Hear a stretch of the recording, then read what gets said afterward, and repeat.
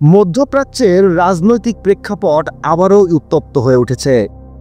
সম্প্রতি গাজায় ইসরায়েলি হামলায় অন্তত ৩১ জন নিহত হওয়ার পর সংযুক্ত আরব আমিরাত একটি কড়া বার্তা দিয়েছে।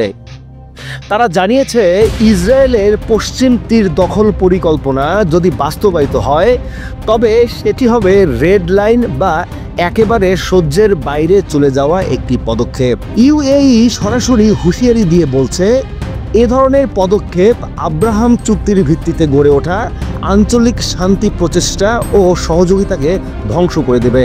২০২০ সালে আব্রাহাম চুক্তির মাধ্যমে মধ্যপ্রাচ্যের কূটনৈতিক মানচিত্রে এক বড় পরিবর্তন আসে। ইসরায়েল, ইউএই, বাহরাইন সহ কয়েকটি আরব দেশ কূটনৈতিক সম্পর্ক স্বাভাবিক করার পথে এগোয়। এই চুক্তির মাধ্যমে ধারণা করা হয়েছিল মধ্যপ্রাচ্যে শান্তি, ব্যবসা ও প্রযুক্তিগত সহযোগিতার নতুন দিগন্ত খুলবে। কিন্তু ইসরায়েলের লাগাতার দমন নীতি, বিশেষত পশ্চিম তীরে বসতি সম্প্রসারণ ও গাজার উপর সামরিক অভিযান পুরো প্রক্রিয়াটিকে প্রশ্নবিদ্ধ করে তুলেছে। ইউএই এর সতর্কবার্তা মূলত এই চুক্তির বিশ্বাসযোগ্যতাকেই চ্যালেঞ্জ করছে। তারা ইঙ্গিত দিয়েছে, ইসরায়েলের এই পদক্ষেপ হলে সম্পর্ক আগের জায়গায় আর থাকবে না। গাজা উপত্যকায় সাম্প্রতিক ইসরায়েলি হামলা কেবল হতাহতের সংখ্যা বাড়াচ্ছে না, মানবিক সংকটকেও চরমে পৌঁছে দিয়েছে। জাতিসংঘের একটি কমিটির তথ্য অনুযায়ী অন্তত ২১,০০০ শিশু স্থায়ীভাবে অক্ষম হয়ে পড়েছে।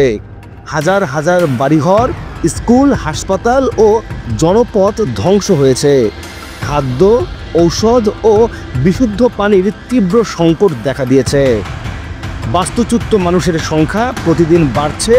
অনেক পরিবার দ্বিতীয় বা তৃতীয়বারের মতো আশ্রয় হারাচ্ছে। এই পরিস্থিতিকে বিশ্লেষকরা আধুনিক যুগের ভয়াবহ মানবিক বিপর্যয়ের একটি দৃষ্টান্ত হিসেবে দেখছেন।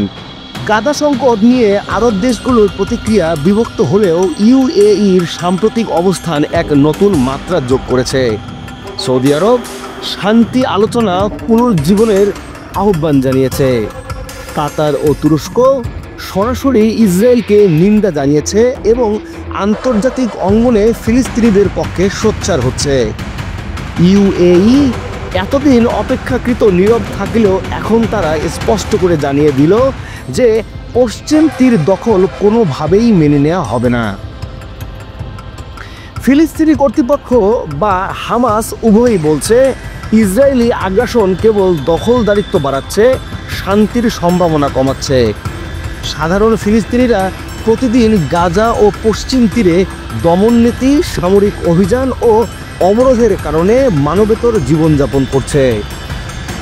গাজার অনেক মানুষ মনে করছে, আরব বিশ্বের নীরবতা ইসরায়েলকে আরও সাহসী করছে। তাই ইউএই এর সাম্প্রতিক সতর্কবার্তা ফিলিস্তিনিদের মধ্যে এক ধরনের কূটনৈতিক আশার আলো জ্বালিয়েছে। জাতিসংঘ ইতোমধ্যেই সতর্ক করছে, গাজার মানবিক বিপর্যয় আন্তর্জাতিক লাইন লঙ্ঘনের শামিল। যুক্তরাষ্ট্র দ্বৈত আহ্বান দিয়েছেন, একদিকে ইসরায়েলকে নিরাপত্তার নামে সমর্থন দিচ্ছে, অন্যদিকে আরব মিত্রদের শান্ত রাখার চেষ্টা করছে। ইউরোপীয় ইউনিয়ন ইসরায়েলের পশ্চিম তীর দখল পরিকল্পনাকে অবৈধ বলছে এবং নিন্দা জানিয়েছে। বিশ্লেষকদের মতে, ইসরায়েল যদি পশ্চিম তীর দখলের পদক্ষেপ এগোয় তবে মধ্যপ্রাচ্যে নতুন এক উত্তেজনার সৃষ্টি হবে। আরব রাষ্ট্রগুলো, বিশেষ করে ইউএই ও সৌদি আরব হয়তো কূটনৈতিক ও অর্থনৈতিক সম্পর্ক পুনর্বিবেচনা করতে বাধ্য হবে।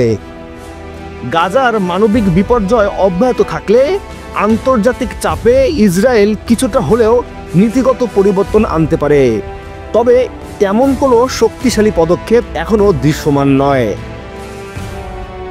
গাজায় অব্যাহত হামলা এবং পশ্চিম তীর দখলের পরিকল্পনা কেবল ফিলিস্তিনিদের নয়, বরং গোটা মুসলিম বিশ্বকেই নতুন করে আলোড়িত করছে। ইউএই এর সতর্কবার্তা প্রমাণ করছে, ইসরায়েলের একতরফা সিদ্ধান্ত মধ্যপ্রাচ্যের কূটনৈতিক ভারসাম্য ভেঙে দিতে পারে।